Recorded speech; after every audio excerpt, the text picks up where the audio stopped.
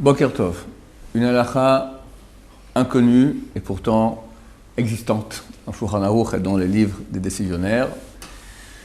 Lorsqu'on fait les 3 pas en arrière après la Amida, on fait 3 pas parce que quelque part on quitte Hachem, on quitte la Shrina.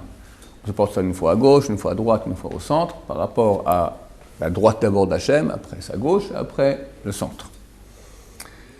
Et donc on fait 3 pas en arrière. Et après, quand il y aura la Kedusha, on revient 3 pas en avant pour répondre à la Kedusha. C'est bien a priori de répondre à la Kedusha à l'endroit même où on a fait notre Amida. On fait 3 pas en arrière, après on revient 3 pas en avant.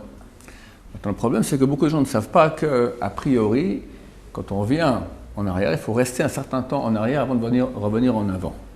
Par exemple, si quelqu'un déjà, il a raté la Kedusha, d'accord ?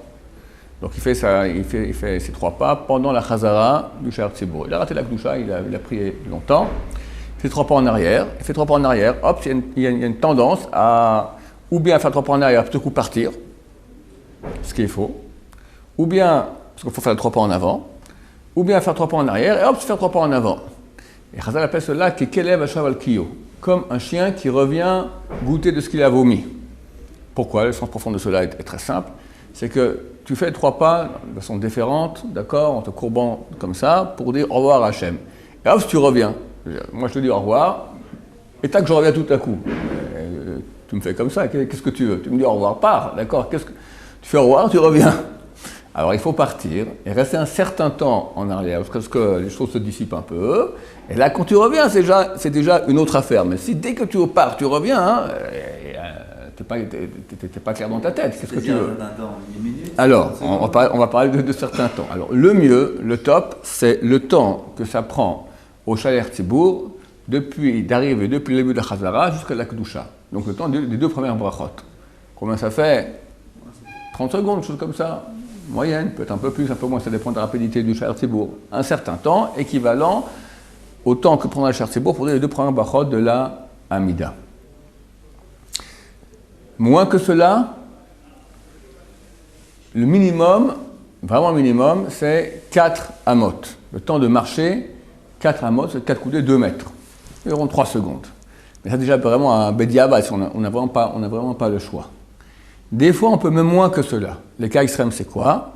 C'est que j'ai fini ma Amida, je fais mes 3 pas en arrière, et à ce moment, on commence la Kedusha tout de suite. C'est ça, ce qui m'est arrivé ce matin.